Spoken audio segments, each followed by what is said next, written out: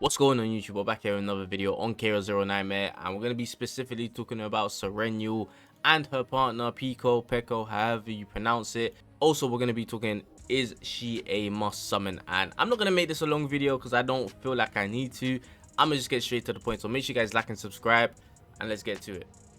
Now, I'm going to be honest, I don't think Serenial's a must summon, but that's only because I think everything in this game is so easy to like beat that you don't specifically need certain characters. Like, even though as great as Maylin is, I think you could beat everything in the game without her. Will she make it easier? Yes. Will Serenial make it easier? Yes. Do you necessarily need to have them to beat all the content in this game? Hell no. So that's the only reason that I'll say she's not a must summon. But that answer, I also don't know if it will stay the same a year or two later with all the content we're gonna be getting. So as of now, I wouldn't say she's a must summon, just because I feel like everyone should be able to beat the game without certain characters. Also tying into that, we also don't know how hard other game modes might be in the future. When the certain contents come out, then it might be like, oh damn, I wish we did something for this or that character because they would be cooking in this. So I don't want to go too full throttle of, yeah, don't get her, man, she's not a must summon. But I also do want to say I think she's 100% worth summoning. In my opinion, I think she's actually the best character in the game. I think she's super fun, super simple as well. And I'm going to get into the reason why I think she's the best in the game. And I'm going to use other characters that I feel like a lot of people regard top tier in the DPS category. For example, a Maylin. Why Maylin is amazing is because you could just use this card over here. Obviously with the epiphany of move, two basic cards, you're trying to get as much copies as possible with this one, and obviously it just keeps moving her basic cards to your hand and you're able to use them. Then you're able to use the Rising Dragon Spire. Which one is it? For what? No, yeah, for one turn each passion card used, one extra hit. So obviously you're drawing a whole bunch of basic cards, doing a whole bunch of basic attacks, then you're letting this pop off and it's going to hit a crazy amount of times and does a crazy amount of damage, right? So for example, someone like Maylin, she's a ramper. I would say, you're ramping her up to do one big hit, and alongside with her you're going to want characters like Veronica and someone that could draw her cards for her, so she's able to do as quick as possible, but also get as much hits with the Rising Dragon Spire as possible, be able to nuke the enemy, right?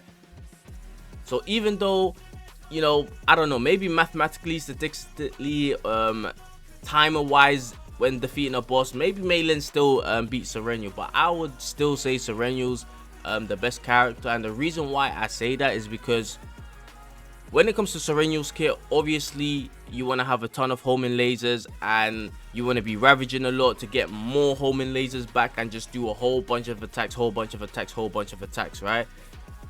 And what I really like about Serenial is that she doesn't necessarily need a drawer to be able to showcase her ability. Like being able to nuke with Maylin without a drawer would be so much harder, because you don't know if you're going to be able to draw this card over here alongside with the Rising Dragon Spire.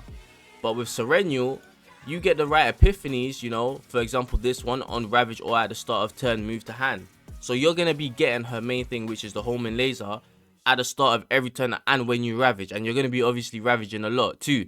So this is what makes her amazing. It's because I would say she's a lot more self-sufficient, where she could just do it by herself. She doesn't necessarily need help of other characters to bring out her full potential. She could kind of do it by herself basically. And that's why I think she's so amazing, right? So, let's say you're able to get 2 to 3 copies of this. At the start of every turn, you're going to have 3 of these in your hand, and every time you ravage an enemy, you're going to get 3 of these back into your hand as well, right? And over here, the Shining Core Epiphany, the upgrade one, create 2 homing lasers. So you're going to have that at the start. So that's already what, 3 from the other one, 5 from the 2 from this, so that's 5 together. And if you do have an E2, what, you're starting off with 7 homing lasers already at turn 1. Is insane, right? And if you're starting with 7, you're really likely to be able to ravage the enemy, so you're also going to be able to go crazy on that turn again with a whole bunch of other homing lasers. And as you can see over here, on Ravage, create 2 homing lasers, and as I said, if you have an E2, you're probably starting with 7, right? and you're probably going to be able to Ravage with that most of the time. And on Ravage, you have this card, and it's going to give you another 2 alongside with the other homing lasers you're going to be getting back when you Ravage. So this is why I really feel like Serenial is just insane, because she could just bring out her full potential on her own. Now obviously if she has a draw and stuff, it's a lot more, you know, smoother and a lot more nicer, but as I said, man, she's just able to do it on her own, and I think that's what really separates her from other, you know, DPS units.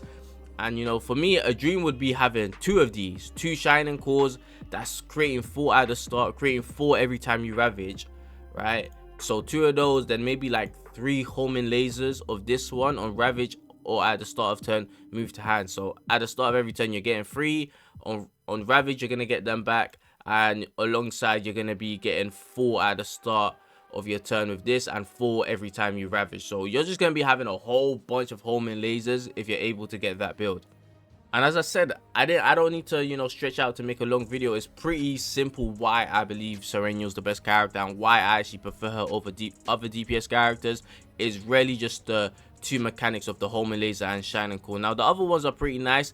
I like to just use the other 2 cards to be able to help me Ravage, but honestly, the amount of homing lasers you're able to just get in her hand by herself is so high that most of the time you can just use this card to literally Ravage enemies or break enemies, whatever you want to call it. But her other 2 cards are great. I really love the Cobalt Elite, even though it might cost a lot, and I really love this one.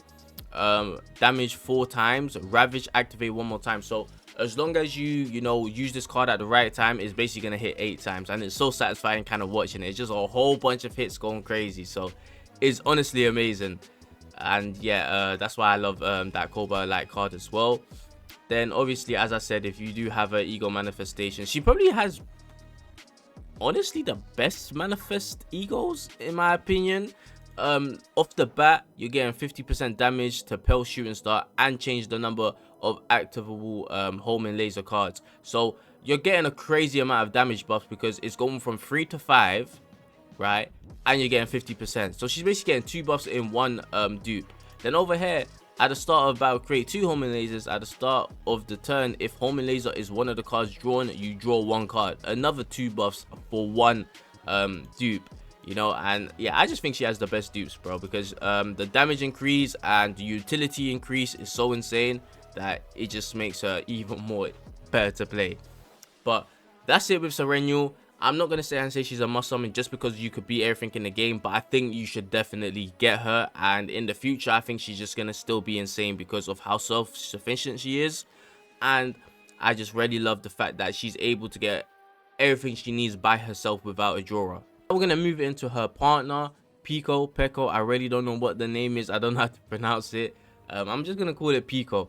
I think Peko's also amazing in this game. Obviously, specifically to Serenial, she could definitely work with other characters, but I think you might need a certain team comp for sure. So increase the science combatant's attack by 8%, which is always going to be nice, right?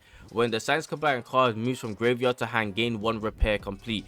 And the repairs complete is plus 10% damage, and it maxes out to 3 stacks, so basically 30%, right? And obviously this is amazing for someone like Serenial, because she can move her cards from her graveyard to her hand when she Ravages and stuff like that, right?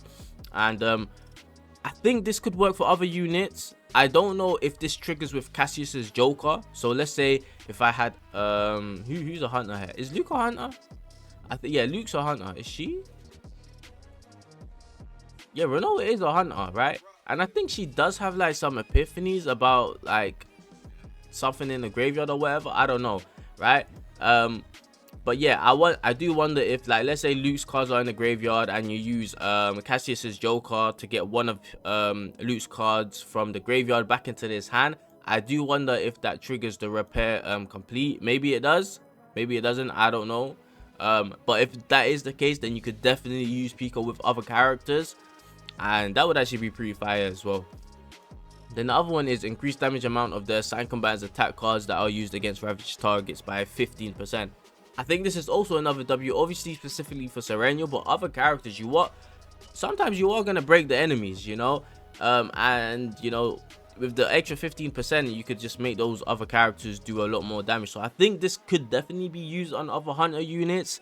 You might need to have a certain team comp just to get the repair complete. But, you know, if there's other characters that are hunter that come out and you're able to, you know, just get their cards from the graveyard, that's going to be amazing, you know. And as I said, I think the Ravage as well could work with other hunter units, because they're probably going to be able to, you know, break enemies as well when you're using them.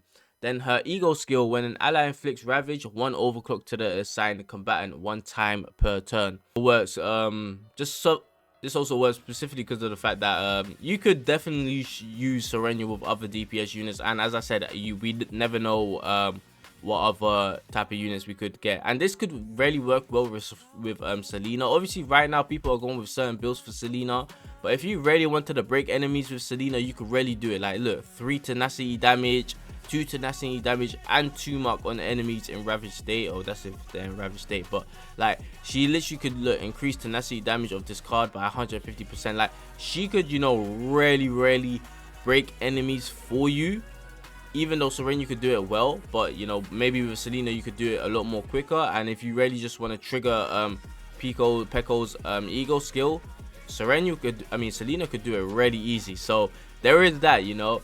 And as I said, in the future, other characters, I think Serenial doesn't need another DPS unit because she does enough damage by herself. But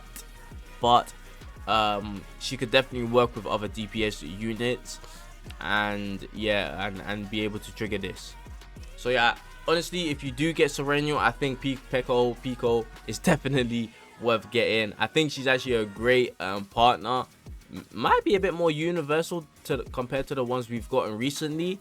As I said, it might be not the easiest to be able to trigger the repair complete on other characters, but I think it could definitely work if you have certain drawers or whatnot. And hey, we don't know what type of draw units we might get in the future. You know, maybe they're able to, you know, do more with the graveyard, then, you know, you're able to trigger this a lot more quicker. But I think the amount of damage buffs you could get from this is really insane and a lot. So, you know, using on other hunter units could definitely work out if used right. But overall, I think Peko's actually amazing, and I think if you do get Serenial, you should definitely go get yourself a Peko. I think it's just gonna raise her damage a lot more, and it's honestly gonna be a really good. Yeah, that's Serenial, that's Peko.